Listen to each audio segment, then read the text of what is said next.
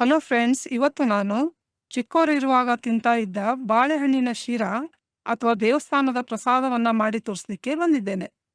ಈ ರೆಸಿಪಿಗೆ ನಾನು 2 ಚೆನ್ನಾಗಿ ಹಣ್ಣಾಗಿರುವ ಪುಟ್ಟಬಾಳೆ ಹಣ್ಣನ್ನು ತಗೊಂಡಿದ್ದೀನಿ. ಯಾಲಕ್ಕಿ ಬಾಳೆಹಣ್ಣಾದರೂ ನಡೆಯುತ್ತೆ, ಪಚ್ಚಬಾಳೆಹಣ್ಣು ಬಳಸೋದು ಮಾತ್ರ ಬೇಡ. ಇಲ್ಲಿ ನಾನು 3/4 ಬೋಲಿನಷ್ಟು ತುಪ್ಪವನ್ನು ತಗೊಂಡಿದ್ದೀನಿ, ಹಾಗೂ ಒಣ ದ್ರಾಕ್ಷಿ, ಗೋಡಂಬಿ, 1 ಬೋಲು ಸಕ್ಕರೆ, 1 ಬೋಲಿನಷ್ಟು ಬಾಂಬೆ ರವಾ, ಹಾಗೇನೆ ಜಜ್ಜಿದ 5 ಯಾಲಕ್ಕಿ ಹಾಗೂ 4 ಲವಂಗ ಇದೆ.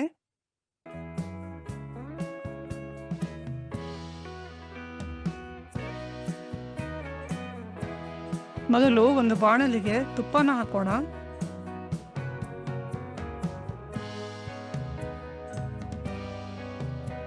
ತುಪ್ಪ ಕಾದಿದೆ, ಇದಕ್ಕೆ ನಾನು ಗೋಡಂಬಿನ ಆ್ಯಡ್ ಮಾಡ್ತೀನಿ.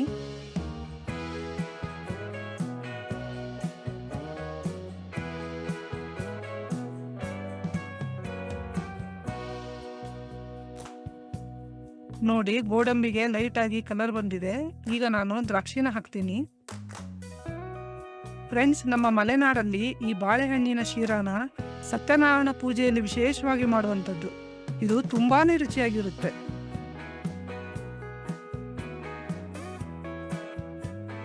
ದ್ರಾಕ್ಷಿ ಗೋಡಂಬಿ ಹುರಿದಾಗಿದೆ. ಈಗ ಇದನ್ನ ಒಂದು ಪ್ಲೇಟಿಗೆ ಶಿಫ್ಟ್ ಮಾಡೋಣ. ಇವಾಗ ಅದೇ ಬಾಣಲಿಗೆ ಮತ್ತೆರಡು ಟೇಬಲ್ ಸ್ಪೂನ್ ತುಪ್ಪ ಹಾಕಿ ಕಾಯಿಸಿದ್ದೀನಿ. ಈ ಸಮಯದಲ್ಲಿ ಇದಕ್ಕೆ 1 ಬೋಲು ಬಾಂಬೆ ರವಾ ಆ್ಯಡ್ ಮಾಡೋಣ. ಗ್ಯಾಸ್ನ ಉರಿನ ಕಡಿಮೆ ಮಾಡಿ ರವೆ ಹಗುರವಾಗುವವರೆಗೂ ಹುರಿಬೇಕು. ಅಂದರೆ ಇದು ಸಮಯ 4 ನಿಮಿಷದವರೆಗೆ ತಗೊಳುತ್ತೆ. ಇದು 4 ನಿಮಿಷ ಆಗಿದೆ. ಈ ಬೌಲ್ನಲ್ಲಿ ರವಾ ತೊಗೊಂಡಿದ್ನಲ್ಲ, ಇದೇ ಬೌಲ್ನಲ್ಲಿ ನಾನು 3 ಬೌಲ್ ನೀರು ಹಾಕೋತಾ ಇದ್ದೀನಿ.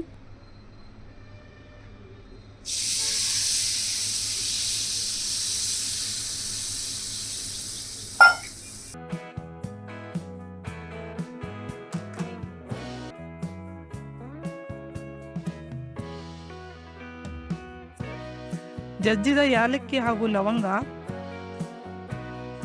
ಹುರಿದಿರೋ ದ್ರಾಕ್ಷಿ ಗೋಡಂಬಿ.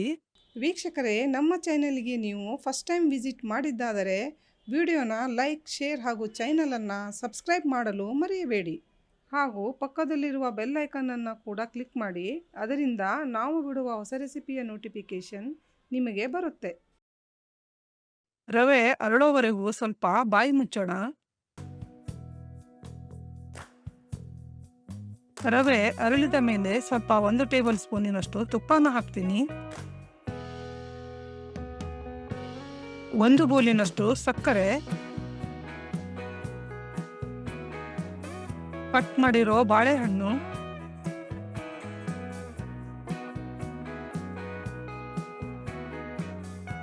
ಇದನ್ನೆಲ್ಲ ಸರಿಯಾಗಿ ಮಿಕ್ಸ್ ಮಾಡೋಣ.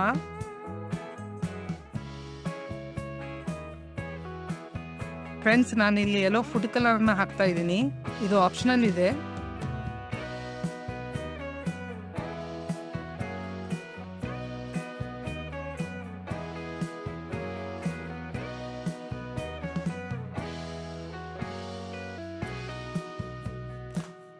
ಸಕ್ಕರೆ ಹಾಗೂ ರವಾ ಸೆಟ್ ಆಗುವವರೆಗೆ ಲಿಡ್ಡನ್ನು ಕ್ಲೋಸ್ ಮಾಡ್ತೀನಿ 1-2 ನಿಮಿಷದವರೆಗೆ. ಫ್ರೆಂಡ್ಸ್, ರುಚಿಯಾದ ಈ ಬಾಳೆಹಣ್ಣಿನ ಶೀರಾ ಬಿಸಿ ಬಿಸಿಯಾಗಿ ಸರ್ವ್ ಮಾಡಲು ರೆಡಿಯಾಗಿದೆ. ಈ ರೆಸಿಪಿಯನ್ನು ಖಂಡಿತ ಮನೆಯಲ್ಲಿ ಒಮ್ಮೆ ಟ್ರೈ ಮಾಡಿ. ಎಲ್ಲರಿಗೂ ತುಂಬಾ ಇಷ್ಟ ಆಗುತ್ತೆ. ಮುಂದಿನ ಸಂಚಿಕೆಯಲ್ಲಿ ಇನ್ನೊಂದು ಹೊಸ ರೆಸಿಪಿಯೊಂದಿಗೆ ಮತ್ತೆ ಸಿಗೋಣ. ಅಲ್ಲಿಯವರೆಗೂ ಟೇಕ್ ಕೇರ್. ಬಾಯ್.